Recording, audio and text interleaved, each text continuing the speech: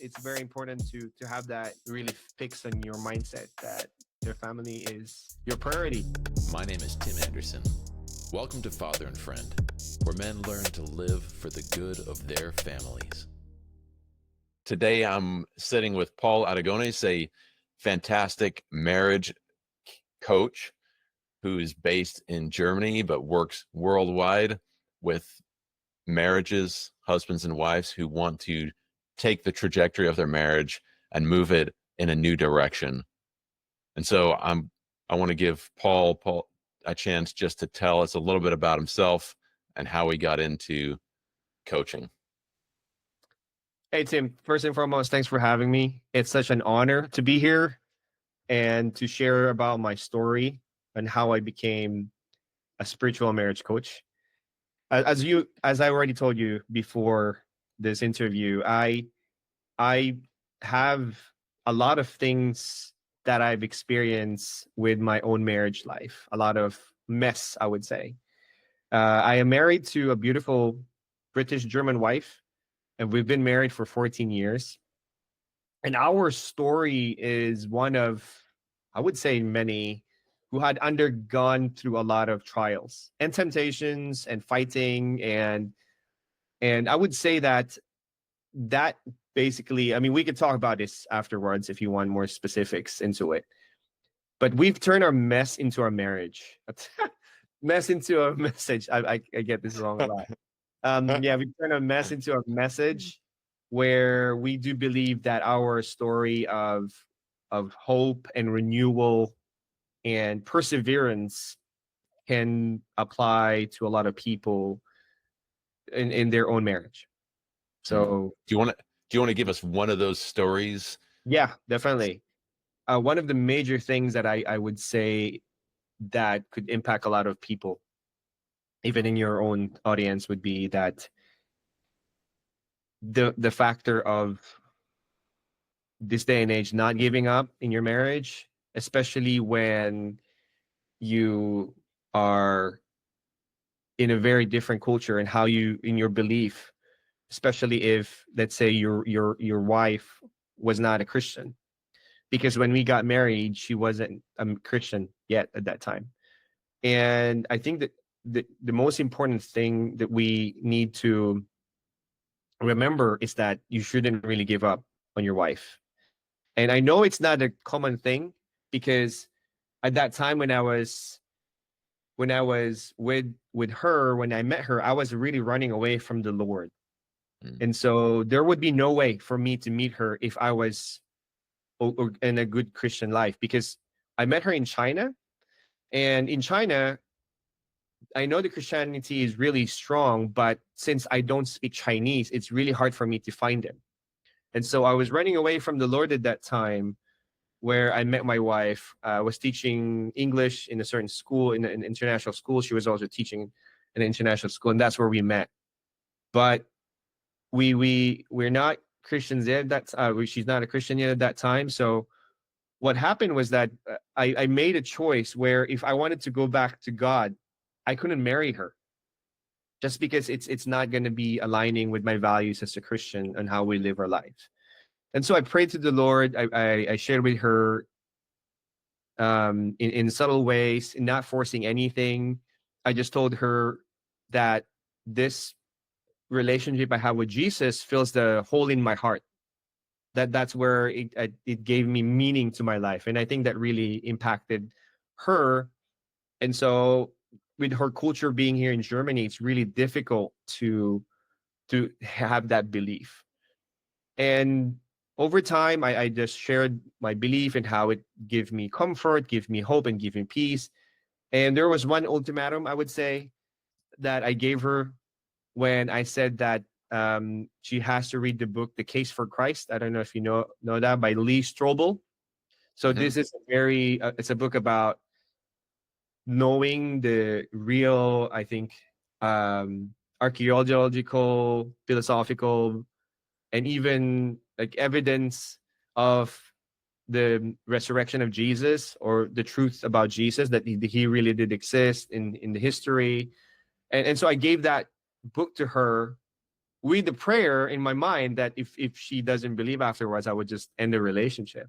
And so that time when she went to Laos with the book on her own for 2 weeks, she read the book, and every night she said she started praying and accepting Jesus in her life. So that's really something that I would hold on to, and I would encourage other people that yeah, it's not too late. So I think we have, and this is one of the things that I would say Christianity has been very adamantly resisting. That, I do understand that once you're still dating, you couldn't.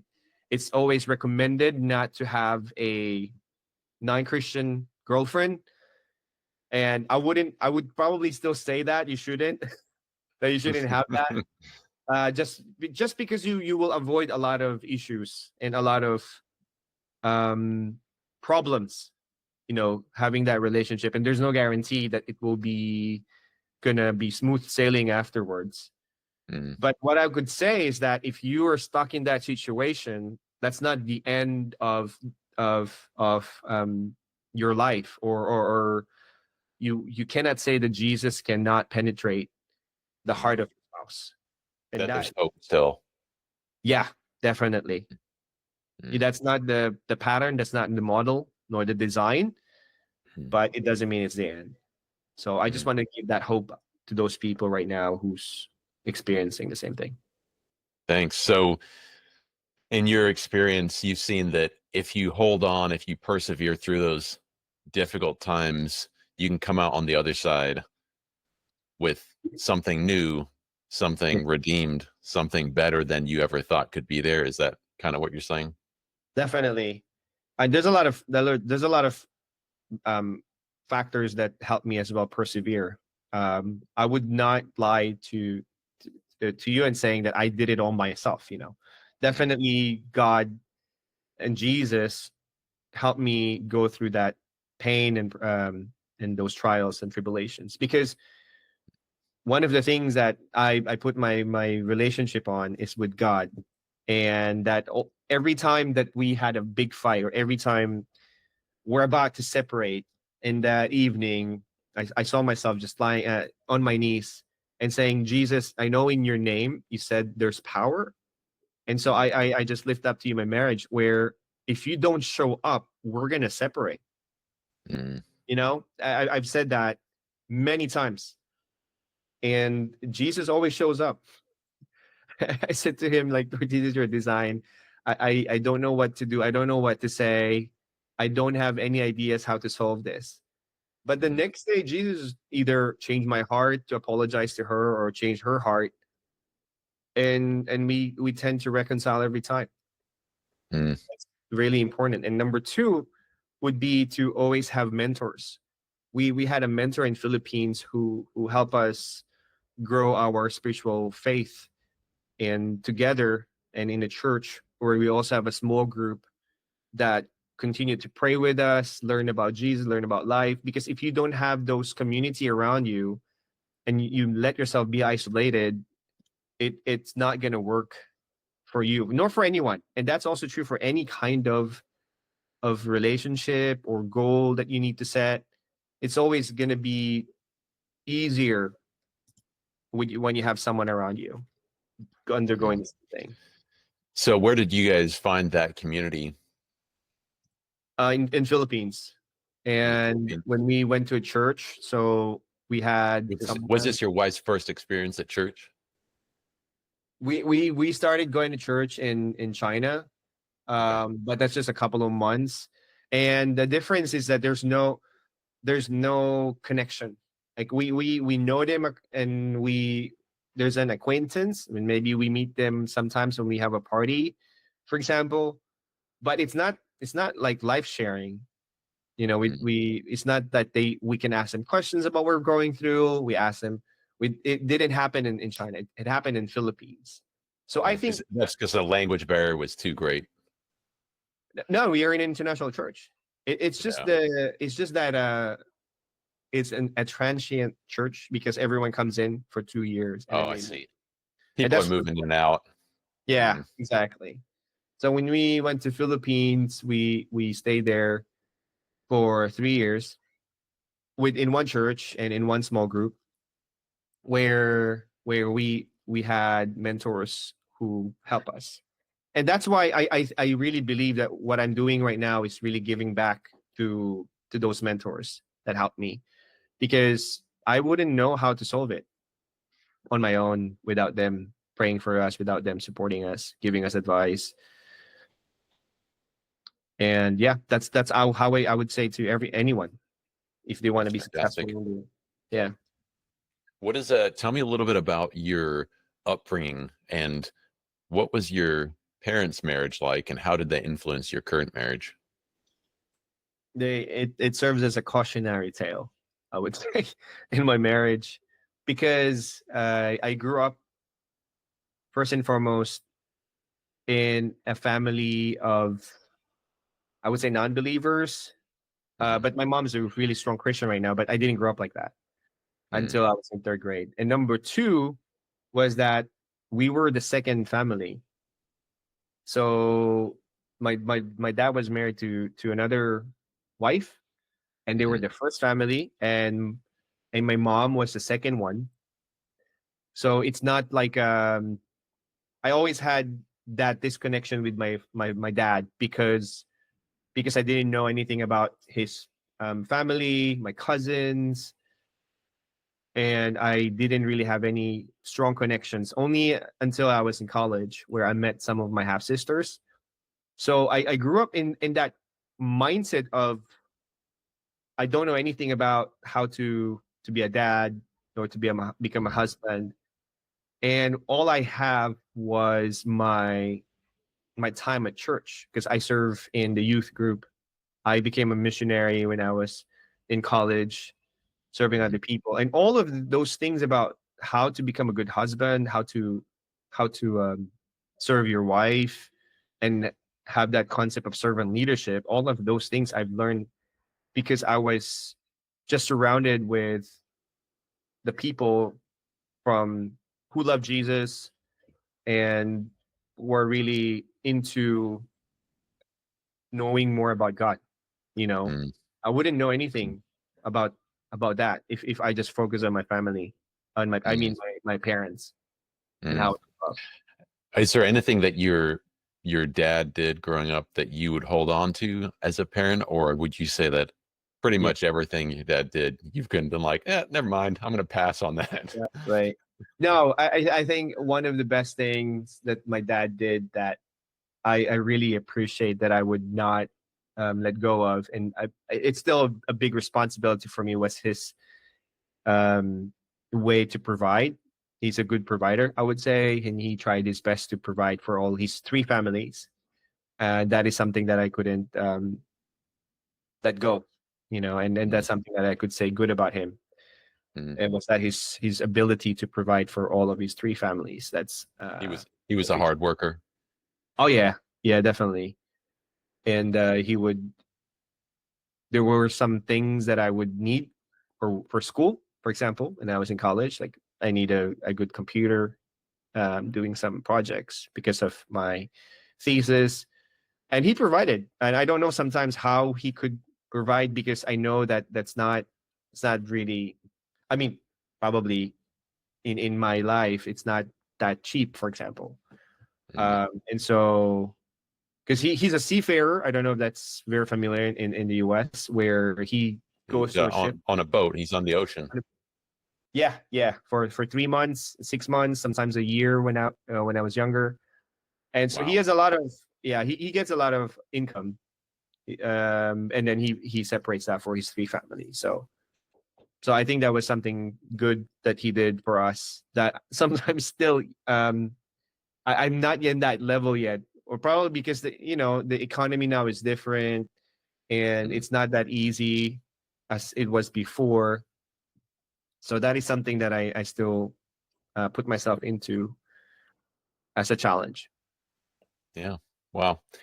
Tell me a little bit about, so I'm going to ask you two different questions. One is, what are the things in your marriage that you do with your wife that you think every husband should do with his wife? And then the next question is, as a father, what's one or two things that you do with your children that you Mm. think every father should be doing with his children? So Yeah. first is for your marriage. Yeah. My wife and I, whenever we have a fight, and I know this is not pretty common, is to reconcile. And I think everyone should have that as a part of their life, where when you say reconcile, it's really something that you sit down together again and talk about what happened and apologize. And it sometimes it doesn't mean that you win when you an apology, or it also doesn't mean that you're a less of a person. I think that's what the society has been teaching us, that if you apologize and you're less of a person, you're not very dependable, you're not man enough, or if you apologize too much, then you lose that credibility of if you really meaning of what you say. And so that's really one factor that every husband needs to practice and to learn, is the ability to reconcile. And that's What do you recommend that people do when they don't want to say I'm sorry? right. I think They're there was a hurt so study. badly, they don't want Yeah, to say yeah, the yeah, words. yeah. There was a study. It's like in psychology. I can't remember exactly, that your emotions actually dies down after 24 hours or something like that. That's why the Paul said, right, that don't let your anger goes down. So after, don't let your The anger sun. goes Don't down let the sun go down in your anger. yeah. The sun goes down. Oh, you're angry. And well, how we interpret that actually is that doesn't mean that you have to say sorry right away, but you can let a day go to just um work on your emotions, manage your emotions. Because when the emotions are gone, then you have this ability to reflect what really matters to you when you're in a cool head, right? And so we don't believe that you need to talk about it after a week. It's too long. You don't know all the details of what happened, and it's not something that you will remember, and you might even tend to forget about it, and it will happen again. And so a day would be fine if you can manage right there. And the Holy Spirit has a big role to play, where the Holy Spirit needs to convict you of it's your mistake. So that calls for maturity to accept and acknowledge your issue. Now, if you can't do that, and if you can't say sorry, I think some of the reasons why is because when you say sorry, number one, it says that you lost the argument, and number two is that you accept other person's um, explanation as a man, right? That you accept that he's right because you're saying sorry. Mm, So, those two things prohibit us from apologizing. But if we see apology as a way to win the relationship, the way to win on your wife's feelings, then you see it differently. And for me, when I do that, it's not because I don't think that every time I apologize, I think I was wrong in what I say. Let's say if I believe that we need to go to church, this is just an example. We need to go to church on Sundays because that's very important to raise the kids with. And I cannot apologize that was wrong when I insisted on that, for example. So I would just apologize because the way I say it, or if I name called her, or if I didn't care about her emotions or her feelings. mm. Or you Those are said it things, harshly, maybe. yeah, exactly. Or I judge her, like what kind of a Christian you are if you don't go, so so those are the things that you need to apologize with, and how you said it. And sometimes a lot of us um really forget about how we say things, because that's actually why we fight 90% of the time. And that's also true for my kids. So that's really connected, because reconciliation is also not highly practiced or preached in our children. That when we get angry with them, and when we try to discipline them, we always have this anger, and that's what we see all the time in society and even in movies, that you can be angry with them when they're wrong, you shot at them. But then after that, we don't have this reconciliation where, hey, can we, just talk in a room or their room? And you need to teach them to say sorry or apologize to you or to their mom. And you need to talk to them in such a way that they are loved, that they're accepted, that they're forgiven. Mm. And you need to have that symbol. Not even you need to hug them. You need to show that, hey, we're still together even though this happened. And that sets them up for a life where, as they see the Father in heaven, that there's a God who is just and will not tolerate any kind of wrongdoing or sin, but there's also, he's the same God who would also forgive you, and you have the chance to go back. Mm-hmm. And because we're good at reprimanding our kids and telling them how wrong they are, but we're not good at and going back and making that relationship work, because that's what they really need. Mm. That's great. So reconciliation would be what you would say is one of the highest priorities when it comes to marriage, and also with your children, is being able to say, I'm sorry for whatever that might be, whether that's a way you said it or it's actually what you did or said. Yeah. But that you're able to say, I'm sorry. Yeah. That's great. That's definitely what I would recommend. That's great. What are a couple things that you do with your family, like practical things that you do with your family that you think have really taken your family from what it was average maybe or below average to great? I don't want it to really carry our chair to say we're in a great family. I would say that our family is striving to live that kind of life where it's in that road of becoming a great family. And well, let me ask you this before we go any farther. I used the word great. What would be another word that you would use? Maybe it's not great. Maybe it's close or intimate or. Yeah, I would say that it's a, what do you call this? I would say awesome or meaningful would be, Meaningful. Okay. or intentional.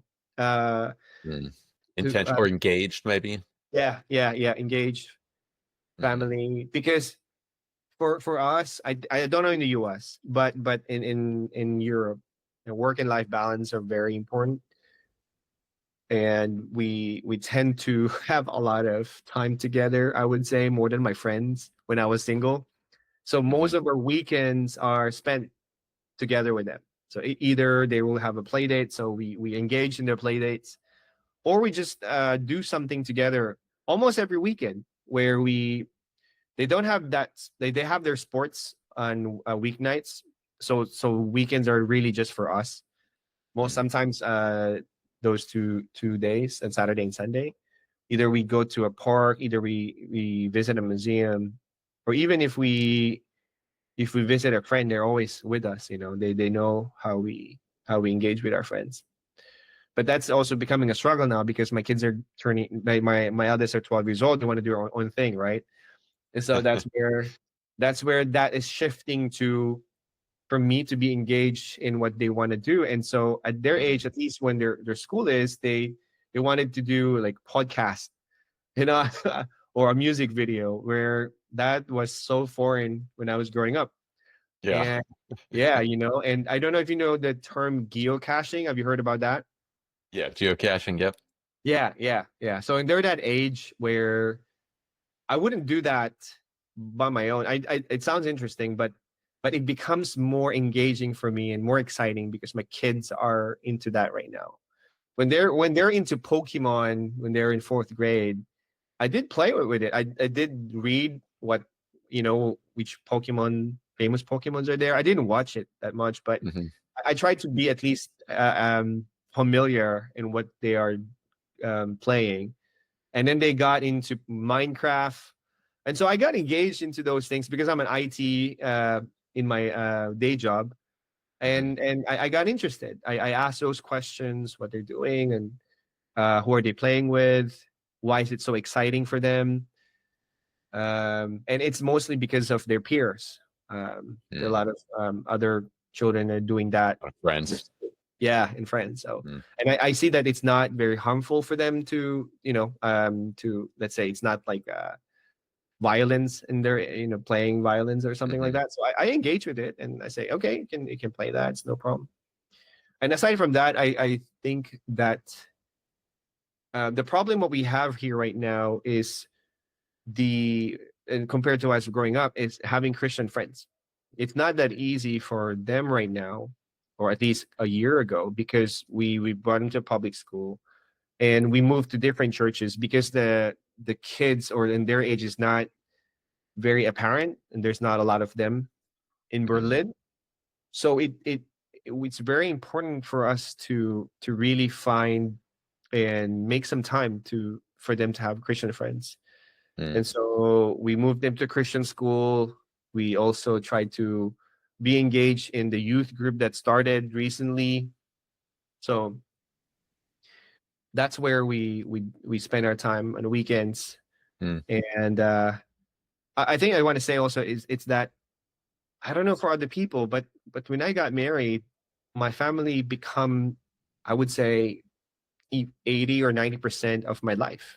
I do have friends. I still miss them, but I probably meet someone on average, like a guy, let's say just for drinks, would be once a month, sometimes not even.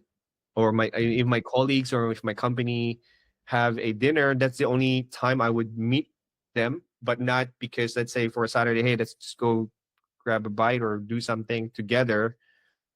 It's very unusual.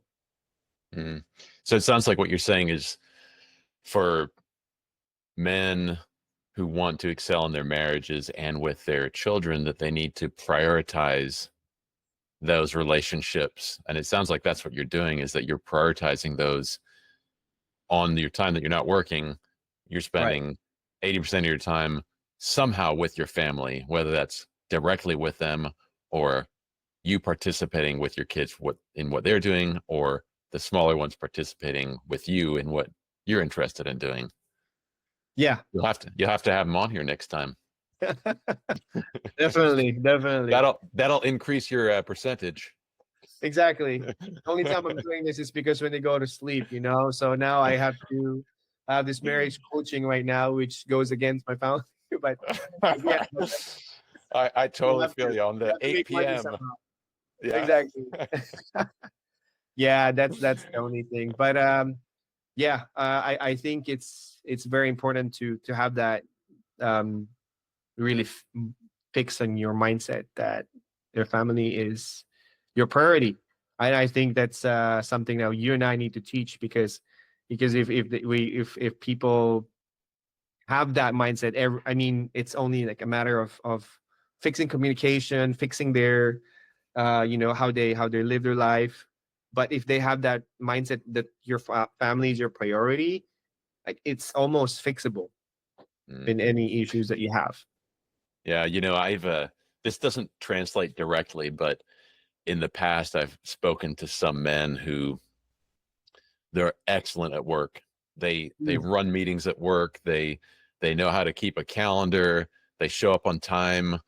They know how to speak professionally to their coworkers and their employees.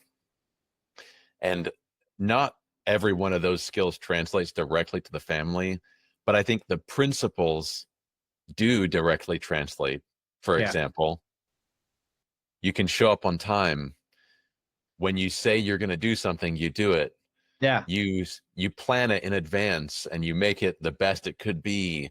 Yeah. You think about, you go on a vacation, you don't just go, but you go with a plan of what you're going to do and how you're going to do it. And what's the point? What's the purpose of what you're doing?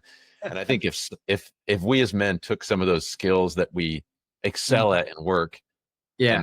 And we not directly applied them, but we took some of those that Right. focus and we put Yeah. it towards our family. Yeah. I imagine marriages and children would Yeah. explode in joy, to see just the investment that we're making in the family instead of only at work. So Right. that goes De- along with what you're saying with that prioritization. Definitely.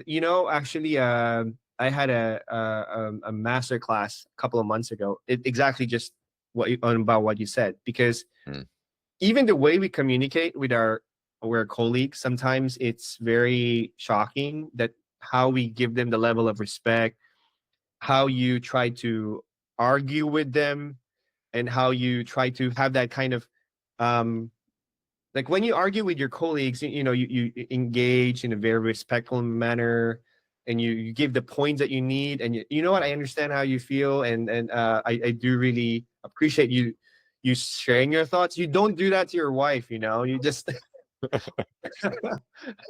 it's completely different how you treat your wife when you engage in an argument. uh, I wonder And too if you could think about it at work. You have this common goal, and if you right. can both agree on what the common goal is, Yeah. Yeah. suddenly having the conversation is different. But sometimes in closer relationships, you've Yeah. lost what that common goal is. Yeah. And so oftentimes the common goal is the relationship. Yeah. It's not the task. It's how do we strengthen our bond together? And Yeah. sometimes we miss that, don't we? Definitely. And we tend to focus on, I don't know, I just don't get it when you're so comfortable with someone, and because that's your family, right? Like you feel like you could say whatever you want, and then you lose your guard, you put off your best self, like you're taking that off because that you're at home. But Mm, when you're at work, like you bring on this professional mode that you're very respectful, you're good. I don't get it. I don't get mm, how people or some men do that in that kind of mm, aspect. Like they treat their work as very respectful and valuable, but when they go to their wives, like that's just how you are, really. So mm, I don't get that at all. mm. That is When you so when you backward. It is backwards, right? It's in some ways it should be the other way around, right? Yeah, But yeah, like you go to work and you treat them like garbage, and then you go home and you treat your wife with a lot of respect. exactly, It exactly. should probably be neither, but Yeah, I get like yeah, I just don't get how we sometimes in a way subconsciously give more importance and priority for the people that will not stay with us forever, except for those people that we think because they're going to stay with us forever, so we can just treat them whatever we want, Mm, and without giving that love and importance. mm. Yeah. That's great. Hey, Paul, give me before we wrap up, why don't you give me a rundown of if if you were to coach somebody, Hmm. what would that look like? What does that path look like to get connected with you and then to get started coaching? Yeah, thanks for this opportunity, Tim. For me to get be to for me to coach someone, I really do focus on one-on-one. That is the most important one for me to do that. And we tend to really talk about first, of course, where you are at, finding what's the situation. And after that is to have this personalized plan of how we can improve that relationship. Like maybe in one person that would be they're having issues with their communication, or sometimes they're about to split up because even sometimes the spouse has a another woman. And when I talk to other wives, but then we always try to figure that out. But there's always a common goal: is to fix the marriage, is to restore the marriage no matter what. That's the common root of my coaching. Mm, And aside from that, I also do a lot of master classes, but those are for free.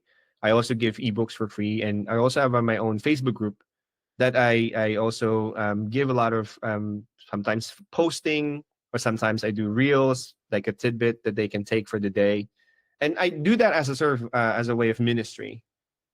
And the only thing that I do paid for at the moment is doing one-on-ones, because I really do believe that a lot of people sometimes just don't have the means, but they really want to improve on. So I provide all of those things for them. And I could send a link to you where you can give that to people who are interested to improve Perfect. your marriage relationships. Yeah. Perfect. Do you have that link there? It's called Team Marriage. That's my Facebook group. Facebook/Team Marriage. Great. Hey, well, Paul, it's been great talking to you today. And thank you for sharing your knowledge and your experience. And I hope we can get more marriages sorted out and get guys, men and women coached to save their marriages so that they can last for their entire lifetime and enjoy the benefits and the joys of long-lasting, intimate relationships. Thank you so much, Tim, for this opportunity. Definitely, this will not be the last time. Fellow fathers and friends, so glad you could join us for this episode. To stay connected, visit our website at fatherandfriend.com. Sign up for our monthly newsletter or follow us on Facebook, Instagram, and other social media sites. Be sure to like, follow, and share with fellow dads and families in your community. If you have a topic you'd like us to discuss, send us a message and let us know. Until our next episode, keep showing up, loving deeply, and making an impact for the good of your family. Thanks for listening, and we'll see you next time on Father and Friend.